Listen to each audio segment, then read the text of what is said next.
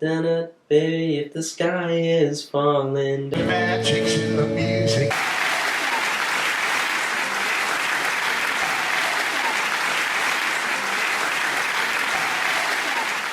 First time I heard, and any time I hear the song Scarlet Ribbons, it moves me to tears. I heard it sung by Harry Belafonte, but I believe he got it from Josh White. And that song, a guy sneaked up on me in a radio interview after I hadn't heard that song for a good 40-something years. I just broke down. Fortunately, it was radio, so they didn't have to see me with the snot coming out my nose. Mine would have to be Bob Dylan's song, I'll Keep It With Mine. It was a special song for my grandmother, one of my grandmother's favorite Bob Dylan songs. And I was turned on to Bob Dylan when I was about 12 years old and had a real special relationship with that song. It just, it takes me back every time, and my imagination just goes all over, and dreams, you know. I would have to say Stevie Wonder's Inner Visions record, because my parents, like my bandmates here, had an incredible and very eclectic music selection, but of LPs. And I would rate it and find little gems and hear these things I never heard before. And I remember, you know, I had heard of Stevie Wonder and I had heard the hits, you know, prior. But the first time I put that record on, so, you know, as soon as I hear Too High, I'm done. That entire album, I discovered it, you know, way after it was released, but it left an indelible impression on me, and I will always, when I hear any song of his from that particular record, go back to wearing the grooves out, literally, of that double LP of my dad's, or the LP of my dad's. Be My Baby, the Ronettes. I used to play the Introducing the Ronettes album every morning when I got up, and it began a relationship between me and Eric Jacobson, who would eventually become the producer for The Lovin' Spoonful. And so when you hear the Ronettes songs, I'm there. You know, you have those sense memories of certain songs make you immediately think of something. I can definitely think of myself there at the record player for just about any Beatles song. Even that weird way of, if I ever hear P.S. I Love You, I think of being on my driveway. And what was I? Was that like 1965? I must have been 5 years old or something, but I have a distinct memory of being on the little wall of my driveway and hearing that song coming from a transistor radio or from the house, whatever. Let It Be, probably. If I hear Let It Be, I can almost picture the group of friends I was hanging out with in the basement, doing whatever we do in the basement. and you know, everybody really, yeah man, that's what life should be. And yeah, probably Let It Be. Waterloo Sunset by the Kinks. And the reason for that was when I'm originally English, and when we came to this country and we moved to New York, I went back and forth a number of times to England. My family moved back and forth, but there was this one particular summer where we didn't go to England, and I felt really lonely, and that song just kind of just stuck in my mind and memory, and just everything about England in that time, and probably because I wanted to write like Ray Davies, or every line made sense, and everything personally made me feel more lonely inside. When a song does that, that's a really special song. So to this day, when I hear Waterloo Sunset, it's just magical. Like, it takes me back to when I was a kid. It takes me back to feeling insecure, actually, and the loneliness of being in America, and just what awaited my future. A song from my teenage years that, when I hear it now, brings me back to then is That's the Way of the World by Earth, Wind & Fire. So that was one of the albums that I spent my hard-earned money on, which was an important thing in those days. It was one of those double albums. And that was the title of the album, That's the Way of the World. And it was just a poetic song.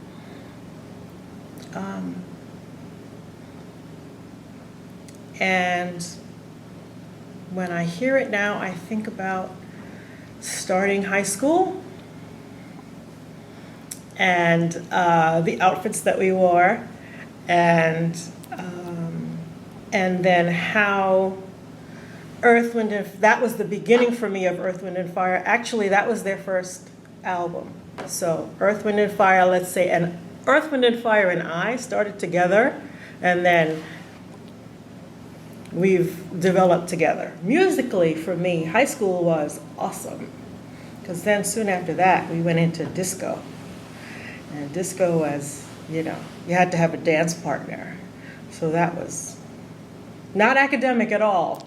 Not academic. That was, who you were going to dance with and whether we could dance together, because, dancing then was quite technical. Elton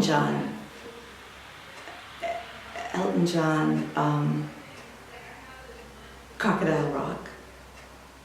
Cry rocking, the sun is shocking when your feet just can't keep still. Yeah.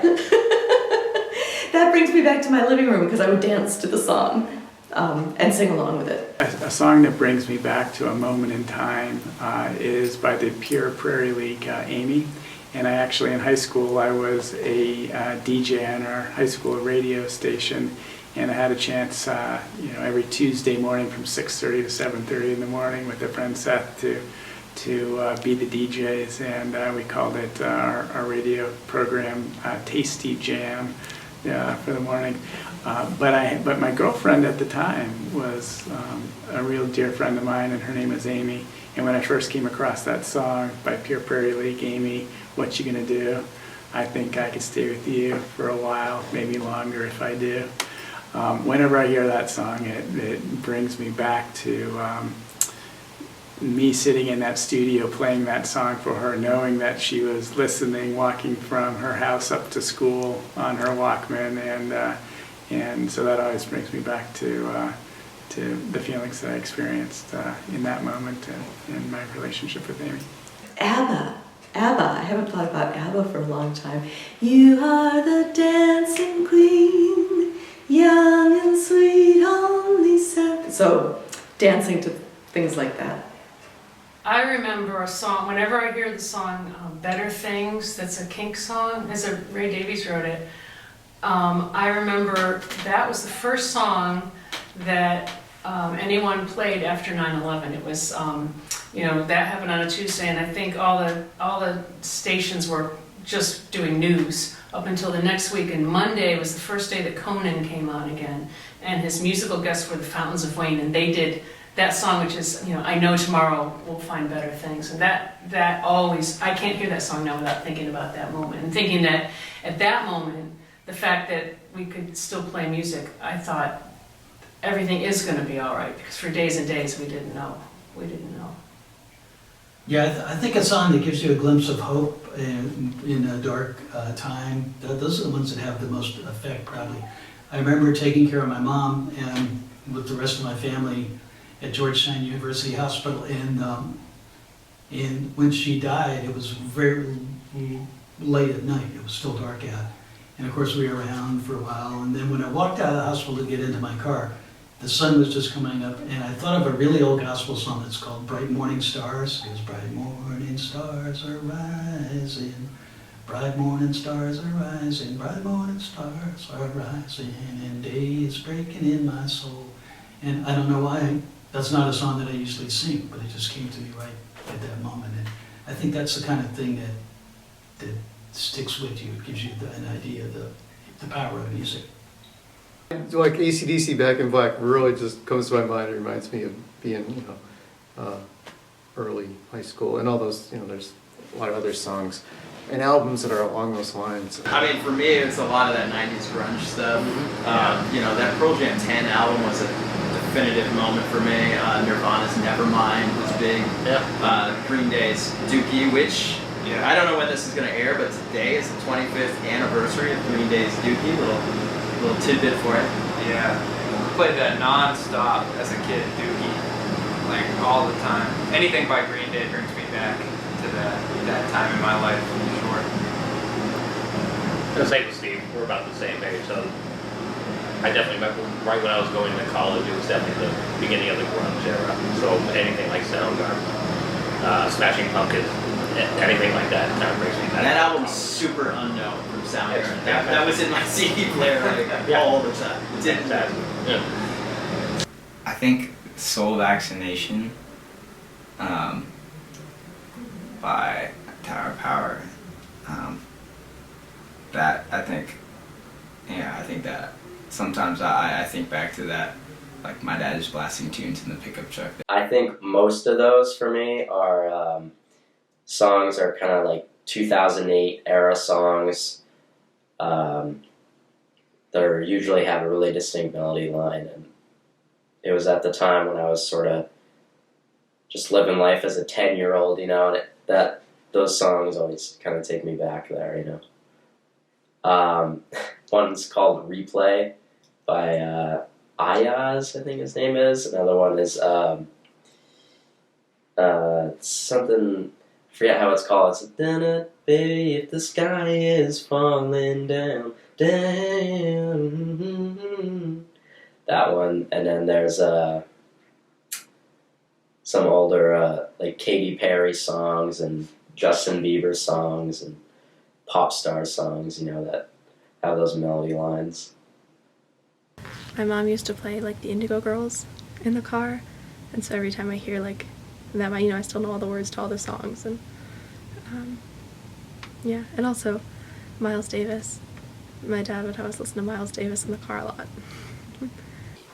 There are so many, if you were to put before me a, you know, kind of compendium of songs from each decade, and this is probably true for anybody, I could pick out the 2 or 3 songs that would send me ricocheting back in time to 70s, 80s, 90s. I have a very, very diverse musical palette. So it could be a piece of classical music, it could be a jazz piece, it could be blues, it could be, I mean, for me it's not necessarily just about a particular song. The Only Ones were one of my favourite bands when I was like 15 and 16 years of age, and they had many songs that I liked a lot, but of course Another Girl, Another Planet was one of those really big influential songs, and I remember going on holidays, and you know, it's in the time of Walkman, so I had a Sony Walkman with a cassette, and I would lie on the beach with my headphones and the cassette whirring and getting really hot in the sun, but just listening to The Only Ones and sort of having the whole sort of visual film going on in my head whilst I was listening to those albums. And then of course when I went to see Peter performing in London, and he was playing a lot of his new stuff, which is great, and you know, it's all, you know, good music, but of course everybody in the audience is just dying for him to sing stuff from The Only Ones, and of course then he starts playing Another Girl, Another Planet, and I really felt totally proud. I felt like I was 16 again, and it was great.